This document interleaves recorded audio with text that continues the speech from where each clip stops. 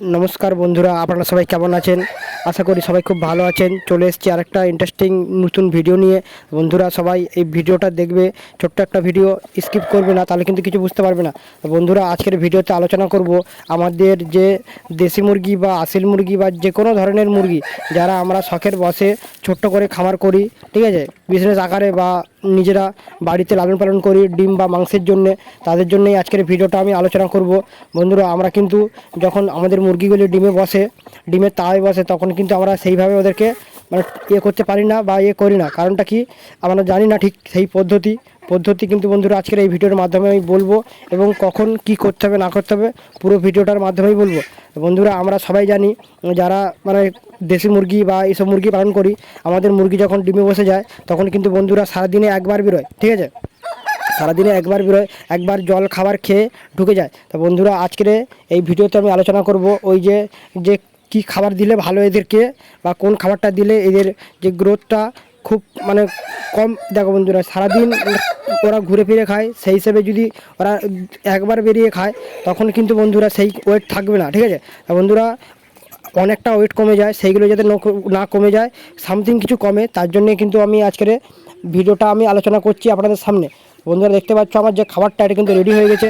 এই খাবারটা কী কী আছে না আছে পুরো লাস্টের মানে ভিডিও লাস্টে আমি বলবো, তা আপনারা ফলো করে রাখেন, এবং যারা এই ভিডিওটা ইউটিউব থেকে দেখছেন তারা চ্যানেলটা সাবস্ক্রাইব করে রাখবেন, ঠিক আছে। তা বন্ধুরা এবারে বলি, এই যে মুরগিগুলি, এই মুরগিগুলি আমাদের দেখতে পাচ্ছ যে ফাইটার, আমার এটা কিন্তু একটা ফাইটার, ঠিক আছে, ফিমেল আছে। এই ফিমেলটা কিন্তু ডিমে বসেছে।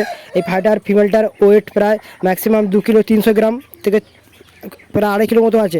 বন্ধুরা এই যে যখন এইভাবে বসে তখন কিন্তু এরা খায় না দায় না, এদের যে ওয়েটটা কিন্তু অনেকটাই কমে যায়। আগেরবার আমি দেখেছিলাম, তার জন্যই কিন্তু এদেরকে আমি যে খাবারটা দিই সেই খাবারটা খাইয়ে কিন্তু আমি ভালো বেনিফিট পাচ্ছি, ঠিক আছে।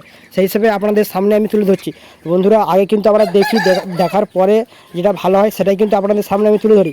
বন্ধুরা যখন আমাদের মুরগি মোটামুটি 20 দিন মানে 20 দিন ডিমে বসার পরে দেখবেন, যখন ডিম থেকে যখন বাচ্চা ফোটা স্টার্ট হবে তখন কিন্তু মুরগিটা আর বেরোয় না। মোটামুটি এইটা মোটামুটি 2 দিন হয়ে যায়, ঠিক আছে।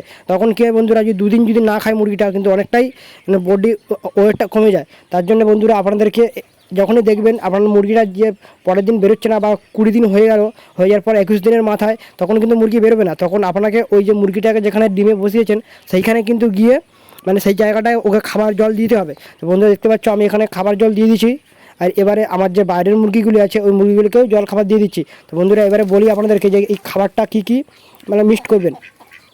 বন্ধুরা এই খাবারটায় সবার প্রথমে মিক্সড করতে হবে আমাদের ভাত, যেটা আমার ভাত, তারপর নিতে হবে আমাদের চাল, তারপর নিতে হবে আমাদের ধান, তারপর আমরা নেবো এখানে ভুট্টা ভাঙা, তারপরে দেবো এখানে আমাদের যে বাজরা হয় বাজরা। তা বন্ধুরা এই 5টা জিনিস এখানে সবার প্রথমে একসঙ্গে পাইল করে বা মেশানো হবে। ভালো করে মেশানোর পরে এটাকে রাতের বেলা জলে ভিজিয়ে রাখবো।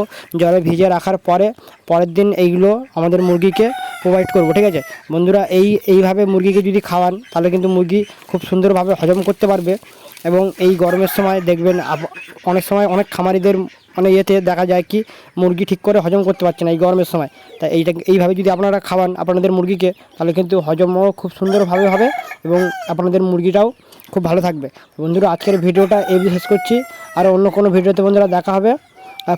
বন্ধুরা পুরো ভিডিওটা আপনারা দেখলেন, কেমন লাগলো না লাগলো আমাকে কমেন্ট করে জানাবেন। আর পুরো ভিডিওটা দেখার জন্য আপনাকে অসংখ্য ধন্যবাদ। আর চ্যানেলটা সাবস্ক্রাইব করে রাখবেন, ফেসবুক থেকে দেখলে ফেসবুক পেজটা ফলো করে রাখবেন এরকম নতুন নতুন ভিডিও পাওয়ার জন্য। আজকের ভিডিওটা শেষ করছি এই অবধি।